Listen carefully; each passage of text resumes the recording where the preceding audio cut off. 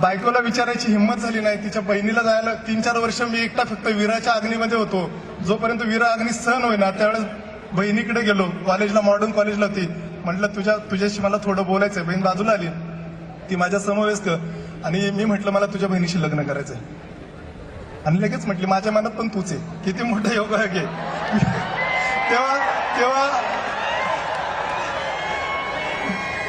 तेव्हा एक कविता सुचली, ती सांगतो की तुझा हात मागण्यासाठी तुझ्या ताईकडे गेलो, तुझा हात मागण्यासाठी तुझ्या ताईकडे गेलो, मागायचा अवकाश तो घेऊनही आलो. आणि ज्या बहिणीनं मला सपोर्ट केला तिला सॅल्यूट आहे.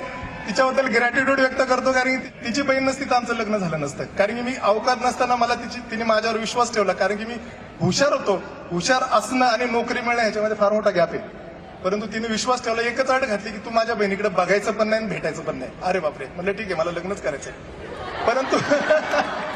परंतु त्याचा फायदा असा झाला, मी फोकस झालो करिअरवर. मी ग्रॅज्युएट व्हायच्यात जर मला नोकरी लागली नाही, मी काहीतरी एबल झालो नाही, तर मला कुणीच कुत्र विचारणार नाही. त्यामुळे मी फोकस झालो.